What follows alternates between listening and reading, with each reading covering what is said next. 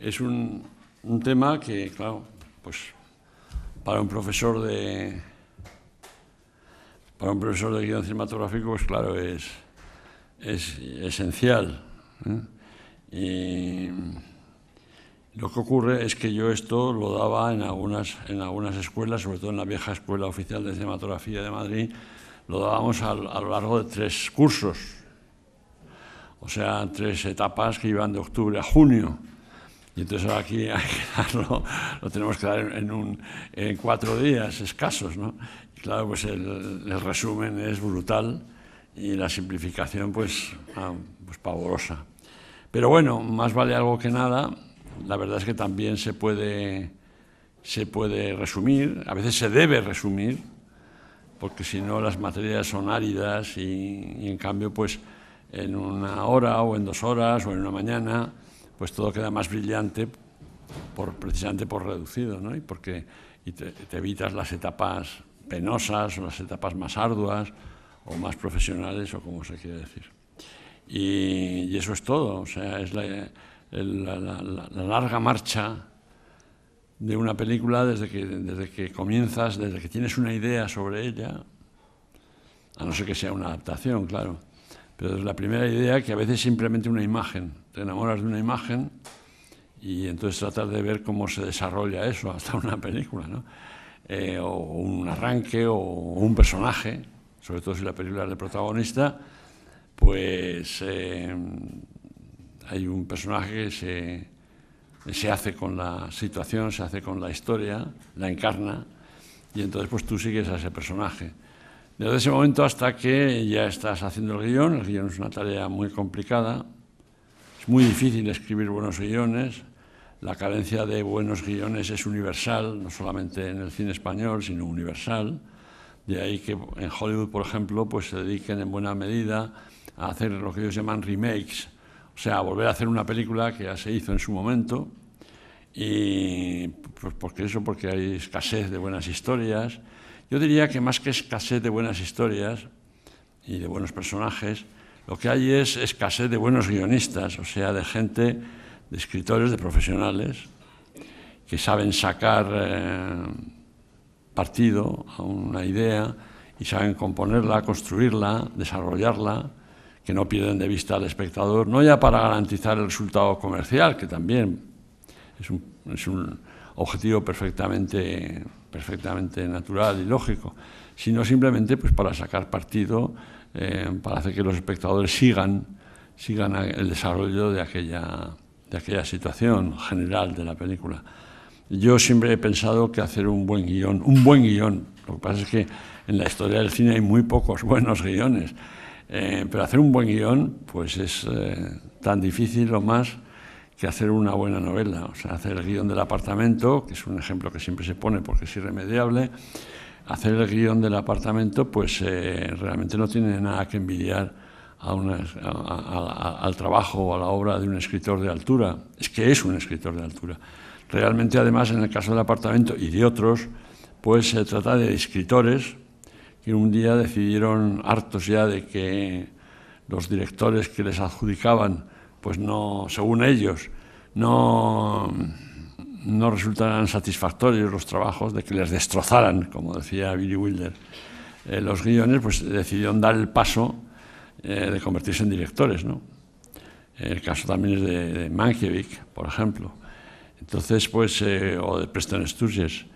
Lo que ocurre es que a veces pues, un guionista no tiene por qué ser necesariamente un buen director. A veces sí, los casos ya citados, ¿no?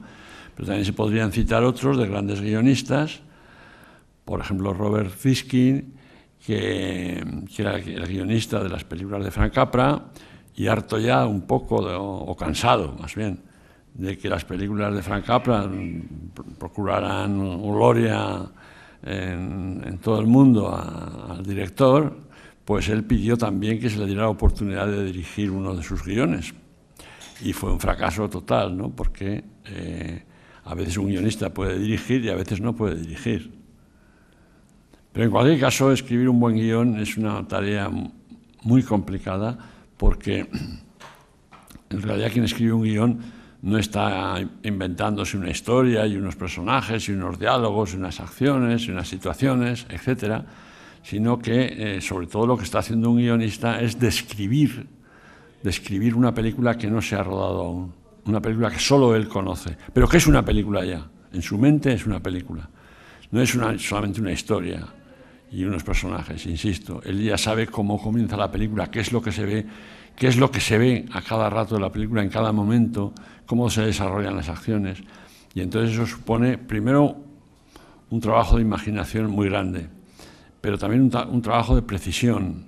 A una novela a veces le podemos perdonar que divague ocasionalmente, que tenga altibajos, y en cambio una película la controlamos, la comprobamos, los espectadores, estoy hablando, pues momento a momento. Y películas que comienzan bien o acaban bien, o películas que tienen planteamientos muy atractivos, pues luego no están a la altura de los planteamientos y el desarrollo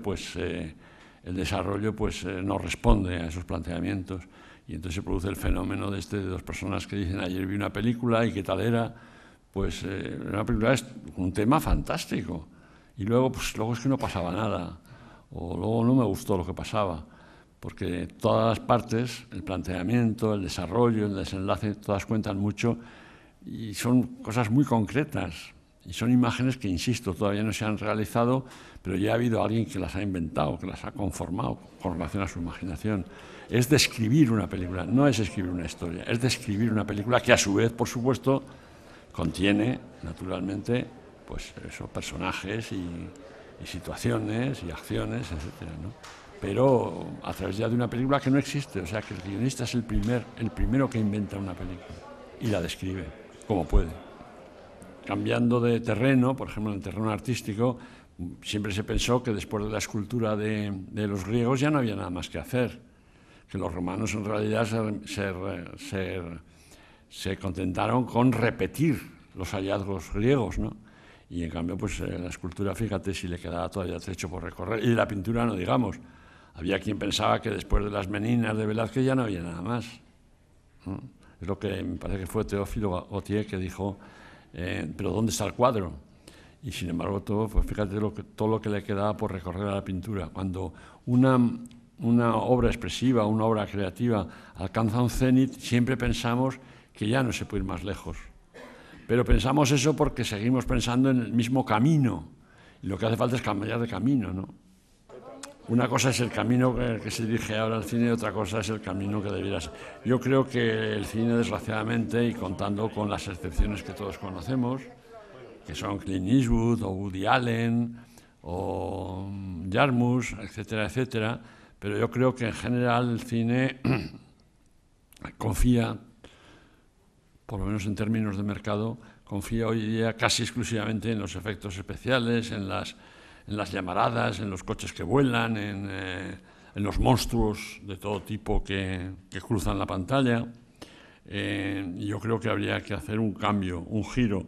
Pero eso es muy difícil, porque el señor que se inventa un nuevo camino o descubre un nuevo camino, pues es un genio siempre, ¿no? O sea que los demás no lo sabemos ver. Los impresionistas no podían predecir el cubismo, porque era imposible, físicamente casi. Hubo que haber dos genios o tres, que ya sabemos todos quiénes fueron, los que dijeron, no, hay otra vida para la pintura, pues igual, hay otra vida para el cine, pues seguro.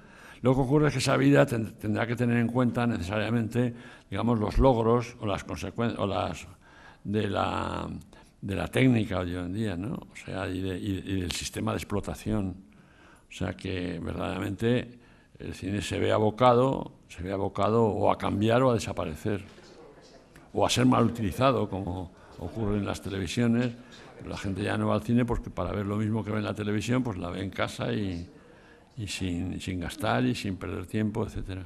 O sea, hoy en día el cambio es mucho más grave de lo que pudo ser en su momento entre el cine mudo y el cine sonoro, aunque entonces pareciera una frontera insalvable, ¿no? Pero hoy en día es un sistema de procedimientos, del negocio, del espectador también, o sea, pero no es el fin del cine. No puede ser el fin del cine, me resisto a creerlo. Difícil hacer un guión. Y la gente hoy escribe, o tienen tendencia, los guionistas o algunos guionistas, a recordar otras películas que han sido digamos, exitosas, ¿no? Pero escribir un guión nuevo, original, a veces un guión es una fórmula en el sentido de que es una mezcla de humor, de inteligencia, de cinismo, de brillantez, y eso no está al alcance de cualquiera. En general los guiones de hoy son bastante ramplones, se mueven en el terreno de la acción, o en el terreno del terror, o en el terreno, y casi siempre son ya cosas, en el mejor de los casos, mejor hechas de lo que hemos visto antes, pero las hemos visto antes. Y entonces, pues hablar con cinismo, con brillantez, con originalidad, saber captar la atención del espectador y mantenerlo atento, eso no es fácil. Pues el cine español, si me vas a preguntar por la crisis del cine español, te diré que yo desde que lo conozco, y lo conozco desde hace muchos años, siempre está en crisis. Los orígenes de esas crisis o las razones de esas crisis sucesivas son distintos, a su vez, ¿no? O sea que a veces ha sido la falta de dinero, a veces ha sido la censura, a veces ha sido pues la mala construcción, digamos, de la industria, en el sentido de que no ha habido distribuidoras o no ha habido... pero siempre está en crisis porque el problema del cine español es que es un cine sin mercado natural. Mejor dicho, lo tiene, porque muchos de los extranjeros piensan que nosotros no tenemos problemas por contar con un mercado de 400 millones de personas que hablan el mismo idioma, ¿no? Y te dicen, bueno, vosotros no tenéis problema, y te lo dicen pues los holandeses, los daneses o lenguas que, claro, pues tienen una extensión muy reducida. Pero por la razón que sea no hemos sabido hacernos con ese mercado natural que teníamos y es muy difícil abrir mercados, y un cine sin mercado a la larga es un cine aventurero, es un cine esporádico, es un cine genialoide, que es lo que es el cine español. Porque claro que hay películas españolas buenas y algunas buenísimas, pero claro, de una manera pues... no sé cómo decirlo yo, imprevisibles, surgen cuando menos se espera y donde menos se espera.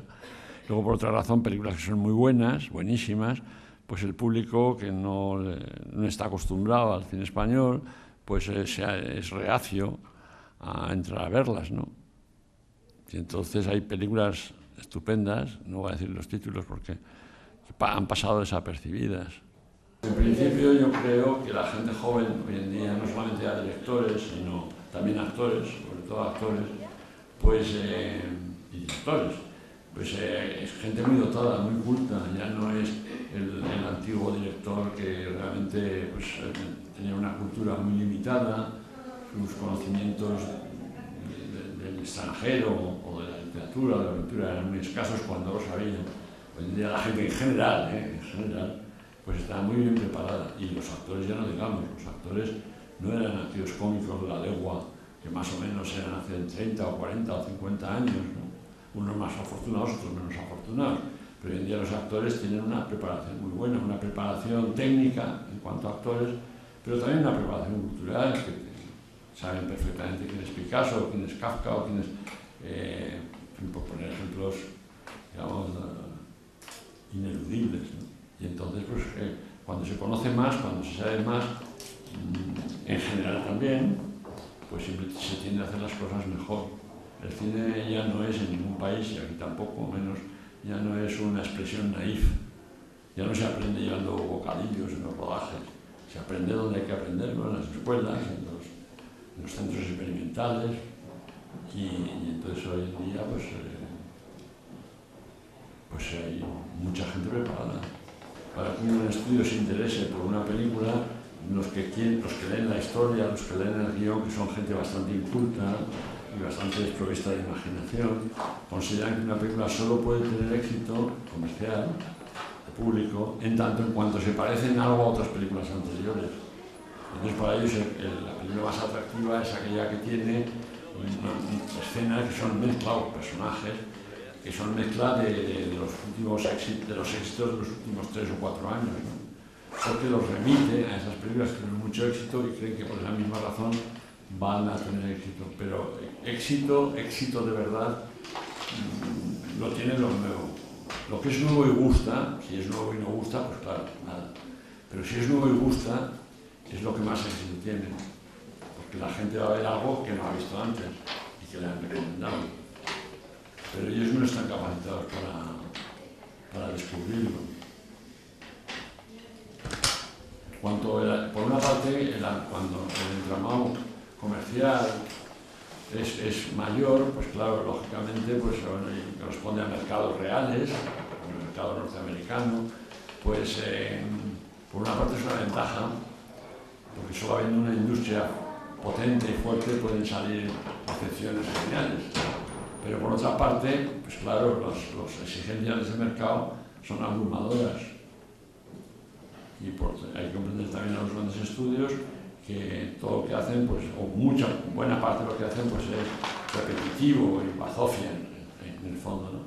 Pero también tienen que mantener sus estudios, tienen que mantenerlos con sus cientos de empleados y con sus técnicos y con sus instalaciones, etc.